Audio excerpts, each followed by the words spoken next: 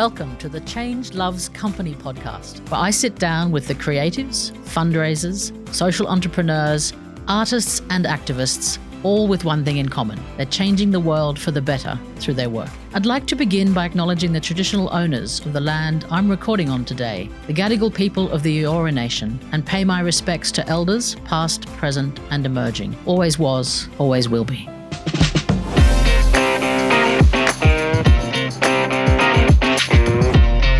Cynthia Sciberras is a creative ritualist, storyteller, and sacred gatherer devoted to the art of transformation.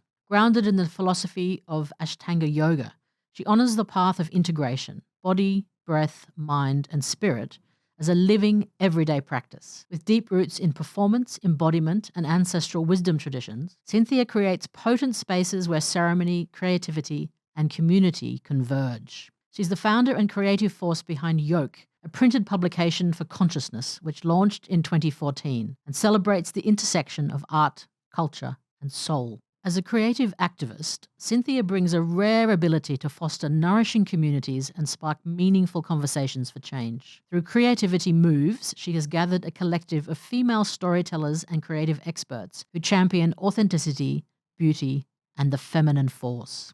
Her work, whether that's through ritual, words, photography, or print, invites others to remember the sacred, to rekindle their inner listening, and reclaim the threads that connect each of us to each other and to the earth. When she joined us in the studio, we talked about all things creative, why she decided to start a print publication all those years ago.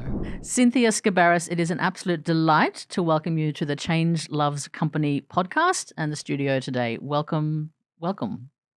Thank you, Dominique. It's an absolute pleasure. Pleasure to be here with you. And we were just chatting before. We've worked together for many years, full disclosure, but we've never interviewed each other. We've interviewed other people and we've worked on many projects in collaboration, but this is the first time interviewing, so I'm just really, really excited about this. Now, we wanted to talk about independent publishing. About 12 years ago, you had an idea, a little kernel of an idea that you wanted to start a print magazine. What possessed you? What was the thinking behind it? Well, it's not what you think. It's not peace and serenity. Yoke was born out of rage and disillusion. Rage at the state of the world and how we were treating our planet, and disillusion of how we were corralled and on a treadmill and how we were expected to kind of be living our lives. And I was a photographer, a lonely photographer, so I wanted to collaborate and connect. But before Yoke, I was actually in the corporate world, wearing high heels, high pay, KPIs, and loads of smoke and mirrors. And not that that's a bad thing for people that want to pursue that path, but for me, my body was keeping score. I was in a state of pain and inflammation, and I slowly was becoming unraveled. And that unraveling basically had me need to think and listen more deeply at myself and my body. And I guess that deeper listening then led me to India, not as a vacation of sorts, but more of a pilgrimage. And I say that I came back not with a 5-year plan, more like a prayer. And that prayer became Yoke. And independent publishing at the time was really, for me, a critical path. It was about telling story that was away from our fast-paced digital world. It was about holding something tangible and beautiful. And more importantly, it was about sitting in story in a different way that had us examine wisdom in a different way and hold wisdom in a different way, and also have us experience storytelling, long form and short form. So Yeah, so yoke in its actual deepest meaning, ultimately the root word in Sanskrit means huge, and huge is means yoga. It means to unite, to come together on its deepest level, the infinite with the finite, and the individual with the universal.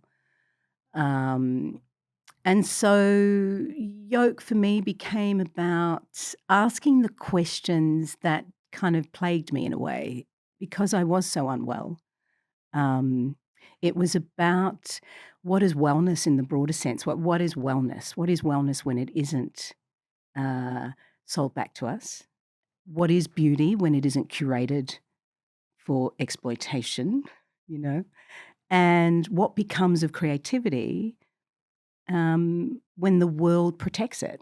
And that's kind of became my mantra. It became what seeded Yoke, and yeah, it was infused in all of the editions of Yoke. In fact, So I have the very first issue here with me. I'll just show people the cover. So this was the one that came out a little over 10 years ago now. And what did you learn doing this very first one? What were the things that came out of it that maybe surprised you or challenged you or that you were pleasantly surprised about? it's always interesting looking at your very first issue, isn't it? I mean, a wise friend had said to me, "Never tell anybody or show anybody the mistakes." Which was wise words, because from then on I decided I wasn't going to highlight any of the concerns or spelling errors. Um, Look, the first thing I learnt was really distribution. Distribution was the biggest piece. Um, because we didn't fit well in news agencies. Their model was, print 200,000 and we'll pulp 80% of them. And the Yoke itself didn't sit on the shelves next to glossy magazines. It was, a very different niche market. So news agencies weren't the right fit. So we had to find a way in which to distribute. And I guess we did sit in some specialty stores and some yoga studios, but we kind of had to think outside of the box. And what that meant was a very slow burn, to get the magazine in the hands in a different way of people that was thinking outside the box. Um, what else was there? There was also the name itself. It was interesting because Yoke was more than a magazine. It was kind of the ethos behind it was about creativity and consciousness and change. And that in itself, although that ended up being the tagline, it was really hard to articulate the ethos of the magazine. And maybe a little bit ahead of its time. I mean, consciousness now is, we talk about it in a way that maybe 10 years ago we didn't talk about it as much. Um, yeah, so they are kind of the key things. If you were to, well, let me put it this way: would you do it again? Would you do the magazine again if you had your time over? Yeah, absolutely. But I think what I would have done if I had my time again was to lean into collaborations and partnerships a lot earlier. Because the magazine didn't have the traditional advertising, and I wanted to keep it that way, we had to get really creative in how we funded it. And so financially, that became a problem because the return of investment was very slow in terms of getting it in the hands of people. So the financials were also a bit of a learning because it meant, as there was no advertising, um, traditional advertising, as there's no traditional advertising in the magazine, it meant we also had to get creative with how we funded it. And I was although it was a modest amount, I was pretty clear up front that I wanted to pay all our contributors. Um, so yes, I think I would have probably had a clearer idea of partnering in ways that had us distribute the magazine in non-traditional ways. I'm curious then what happened, after that first or second issue, how Yoke morphed into a whole community and other activities. Where did you take it? Yoke was never just ink on paper. It was always about connection. And so it was really obvious that it was going to spill into that face-to-face. And so we created suppers and immersions and retreats and festival pop-ups. And then we also moved into creativity moves. And I guess the magazine then became less of a publication and more of a platform for connection. Tell me a little bit about the suppers. What was, how did they end up kind of manifesting, and how did you choose? Because I know you would have speakers at each supper and a small group of women, mostly women. I know there were a few blokes who would come along occasionally. How did those suppers sort of evolve, and what do you think people took from those? Well, I spent a lot of time going back and forth from India back to Australia. And one of the things that I was really craving, and I think, it's now I, in hindsight, look back and think the connection for me was always the thread in which I needed in my life, and community. And I realized, where is everybody? Like, where are they? Oh, they're in their vehicles. They're driving around, I think India, for me, was, you'd walk out your door and there were people there. And so even though I was, living there without my inner sanctum of friends, I always felt like I was in community. Whereas it blew my mind a little bit, this kind of something was missing. And so I decided to open up our house to these long table suppers that were about me really indulging in my own desire to have community. And also the real desire to create circle. And although it wasn't a circle as such because it was one long table, but we fit 30 people seated at the table. And what I wanted was some deeper listening, some kind of nourishing conversation, and for us to break bread together, ultimately. It was never going to be about women's circles, but like you said, I think, it was interesting who showed up and who heard the call. It was the majority, if not all, were women. So the themes were not necessarily targeting women. They were open to everybody, all genders. But each year that I held these suppers, I would, and they ran for 3 hours. So it was about bringing somebody in to kind of share their wisdom and their knowledge. And so for me, theme was important. So I kind of ran the themes around, what I found to be the pillars of well-being, which were beauty and love and belonging. And so, we called in religious speakers and spiritual speakers and people like, Graham Long from The Wayside and David Ritter, CEO of Greenpeace. We had artists, musicians, and ultimately they would come and they would speak to the particular topic.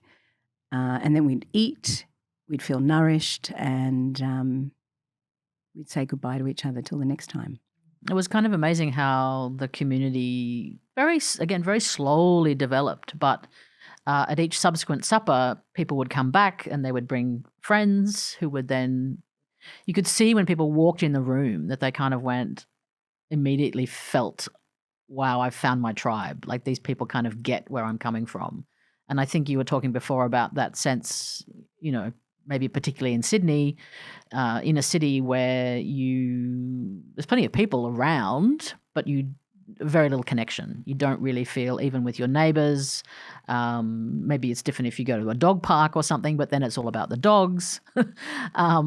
So that sense of sitting in a room, and it's not that you agree with everyone or that you're going to like everybody who's sitting around that table, but at least you feel like they're coming from some similar sense of how they want to be in the world. And I think that's quite unusual. I remember going one time to a marketing conference and, it was a lot of commercial marketers all working for car companies and banks and things like that. And I literally walked into the room and looked around and went, these are not my people. Like, yes, we kind of do a similar thing. We work in a similar sector, but and I'll probably have some interesting conversations with some of them, but this is not my tribe. And I think the Yoke community does have that sense of there's a vibration in the room when you're there that feels like, everything kind of slows down. And for those 3 hours, everything kind of makes sense. And then you go away and you kind of, get on with your life. But I think over time, that really does embed itself in people. And I think that shows by the way that people come back and come back and come back. And I mean, you've met some amazing people through that and developed lots of other connections and collaborations.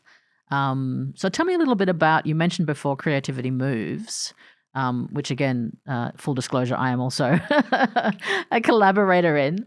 Tell me a little bit about that creative collective, if you will. Yeah, Creativity Moves and Yoke, I think, were born from the same story. The rage. Rage. It was about bringing women together. In fact, it was a lockdown baby. That, if I have to be honest, it was a lockdown baby. And in a way, it was, again, going back to connection. I was just like, I'm lonely. I need connection. And so this platform was created for women by women. And let's face it, the statistics are stark. We have 77 cents women are paid of every male dollar, and 1 in 3 women in their lives will suffer from violence. And in media, there's 28% of women are the ones, only 28% creating content, and only 24% of those are in leadership roles. And so it's kind of really obvious that women, we are raising the bar, and I think we're raising consciousness as well. But there's a place in which, for me, creativity became the practice. And so Creativity Moves just kind of became the next step in which I wanted to collaborate and connect. And we did a research project. Do you want to tell us a little bit about the findings there and how that all came about? I know we were sort of scrambling around or looking for something that we could do collaboratively, but that would hopefully have some sort of outcome. So not just a project for the sake of a project, but something that we could do together. And we were kind of a bit stunned by the ultimate outcome. But tell me a little bit about that project. Well, the project was called Project Spotlight. Nothing too extraordinary about that. But ultimately what we did was we interviewed women and their intentionality. So we interviewed women and their intentionality. And I think what was really fascinating was it showed how creativity showed up in their families, in their work, in their lives, not just as art-making people. I mean, these women were creatives. But what came out was the main thing that came out was authenticity. And to me, that's really profound, because when you look at communities and individuals that live with authenticity as their virtue, as a value, then what they focus on is regeneration, care, and sustainability. And that to me was like, boom, this is what the world needs more of, if not all of. And so that research was a really exciting and pinnacle point in which to say, we've got some evidence now that talks about women and their intentionality, and being authentic is what they're saying is the most important thing. And in fact, we have printed out we've turned our findings into kind of 10 virtues. With authenticity at the very top, but we've actually just published them in the latest edition of Yoke. Funny you should mention that. The 10th anniversary edition of Yoke magazine. We actually have one to give away to a listener or a viewer. So ping me if you would like a copy. This is a fantastic publication. Again, I was involved as deputy editor, and I also have an article in here. It was sort of the culmination of 10 years of Yoke magazine, but it ended up a little bit different, I think, to how you envisaged it when we first started talking about it. Just tell me a bit about this this wonderful publication. Yes. The publication that just kept giving, I'm sure, from your perspective, Change & Co. were a big part of it too in terms of working with writers and translators and transcribers. And although it was never about taking content that we'd done in the last 4 issues, that's kind of where we started, but then it turned into this whole other beast. You know, on Critical Alert, there were lots of things wrong with the world. And it was really hard to kind of like focus in on just one thing. So I came from a place of reclamation and remembering. And then I just tied in the spiritual piece of it and the ritual piece of it and the ceremonial piece of it in a way that kind of had incredible women talking about the feminine and men, but it was about the feminine wisdom in which we, or which I kept going back to. And so that in itself, you know, opened up a whole kind of can of worms in terms of like where to now. So, you know, 258 pages. And we did go back to some of our favorite articles and we featured those again. And those people that we did feature, we asked them like where they're at now. And we asked them also not just where they're at now, but what's happening for them right now, what's critical for them right now, and where are they putting in all their energy in their art practice and in their lives. And so, I mean, it really has been a kind of crazy decade. If you think from 2025 now, when we're chatting 2014, 15, you know, the intervening 10 years, it's just been a little bit of a wild ride. And you mentioned authenticity as one of the really big things which came out of the Creativity Moves project Spotlight. And obviously a big part of this this publication is also bringing that authentic self to the fore. And yet I feel like we are living in a world of artifice right now that is pretty much unprecedented. The ability for, let's face it, mostly male, power-hungry, violent people to control the narrative is kind of extraordinary. And while there are lots of voices of all genders who are trying to kind of counter that, yeah, it's kind of a crazy time we're living in. Vandana Shiva says it best, and I did include her in my opening letter. She says, let me read it out, actually. I've got it. It's very short, and I should know it off by heart. It's something like, you know, we're either going to have a future where women lead the way to make peace with the earth, or we're not going to have a future at all. And in a crazy way,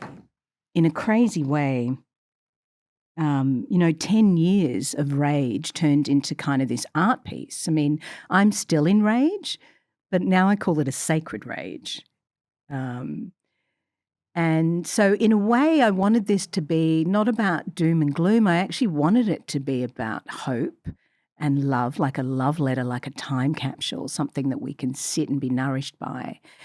And feminine wisdom, I mean, you know, many spiritual leaders and people that understand what we're doing to the planet needs to be about how do we look into the biodiversity and all the feminine principles in which, the world needs, particularly our planet. And sometimes I feel, or I hope, that we're kind of at a tipping point. It's almost like it has to get so bad that people will start to realize that they have to act and move and make some decisions about what sort of planet they want to live on. And I think it can be hard to galvanize people when things are kind of going okay. So it's been really interesting if you just look at the the march over the Harbour Bridge recently for the pro-Palestinian, anti-genocide march was kind of extraordinary. That hundreds and hundreds and thousands of people came together, and children and elderly and all sorts of people, just to say no, it's not okay. And you and I lived through the anti-war demonstrations of the Howard era, which was such a disappointment to me because it felt like all these people are showing up, something like 500,000 people just in Sydney, showing up to say, hey, it's not okay to do this. In fact, it's a really stupid idea, and kind of being ignored. But I feel like there's a confluence at the moment of voices, but also channels to broadcast those voices, which do seem to be making a difference. And I think as soon as we all understand that when we do raise our collective voices, we can have a much bigger impact, I think some really good stuff will happen. It feels like we're in a place, like you were saying, at the precipice of kind of like something huge, like, cosmically there's shit going down. But what pains me now that I'm not in a pain body, which is really, really fascinating, I feel so well. And I think yoga, as cliche as it sounds, really did save my life. And in a way, Yoke saved my life too, because it gave me something to serve.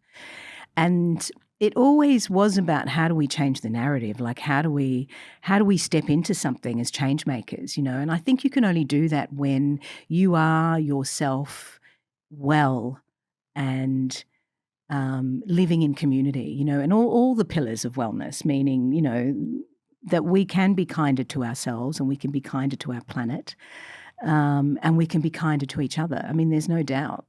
And I think we are, consciousness is rising for sure. And women are women are raising each other. And that, in a way, 10 years on in reflection, makes me feel like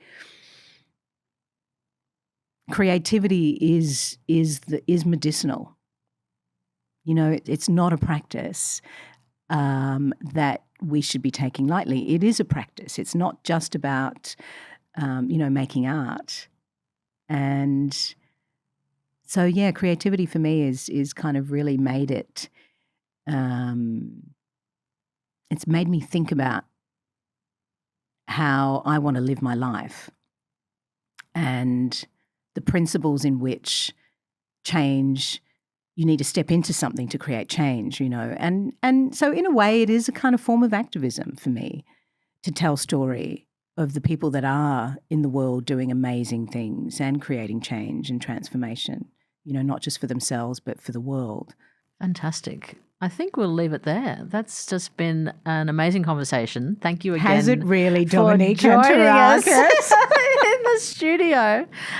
It's amazing because we've known each other for a fair while. And again, I've been involved in the magazine and the publication and all sorts of things with you. But every time I hear you talk about, particularly the origin of, how you came, I learned something new. So it really genuinely, authentically has been wonderful to have you, Cynthia. And good luck with the next chapter. Thank you, Dominique. And I need to thank you deeply I have such gratitude for you in the way that you say yes to showing up and supporting whatever I throw your way. And it's been an absolute joy. Like, I can't believe 10 years of collaborating in ways that I can only imagine it getting more magical and more juicy and more nourishing. I mean, this is our little baby, right? I love our little baby. Yeah, Elizabeth Gilbert says, "Don't call it your baby." Oh, but, yeah, no. Well, but it kind of is. It's what kind does of Elizabeth Gilbert know? What does she know? Hashtag. Let the haters begin. Let the haters begin. Yes, it is kind of our baby. It is something that I'm really proud of. And, when you hold up the first issue, I'm like, oh, there's a bit of, could have done so many things differently. But I think that's all part of, the learning of like letting go, and that nothing's perfect. And it's in the messiness, actually. It's in the messiness where all the magic happens, I think. And again, that's where authenticity sits, right? None of us are perfect. There's no such thing as a perfect state of being, a perfect world. And trying to get there can often be far more damaging than just accepting where you are and what's going on. And that's when you also start to slow down and see the good stuff. Because I think there is, one of the things that these sorts of publications show you, if you take the time to actually read them, is how many amazing people there are in the world doing amazing stuff. And I think one of the things that we always agree on, and one of the reasons I do say yes to you all the time, is because fundamentally we want to elevate those people. We want to say, we see you, because very often they are working away in the shadows, in the background. They're not self-promoting. They're not trying to have a platform necessarily. They just want to get on and do good work. And that's ultimately what this podcast is all about, is interviewing people about the interesting stuff they're doing to change the world for the better. Yeah, I love that. And I love that you're in the driver's seat in terms of interviewing people, because I'm usually in your seat. So, but it also reminds me that Yoke was never really about publishing a magazine. In many ways, it was always about care. It was always about kindness and care. Care for our planet, care for our country, care for one another, and care for ourselves. So yeah, thank you, and thanks for sharing the love, and thanks for the conversation. Pleasure. Thank you for joining us on Change Loves Company. Cynthia Sciberras.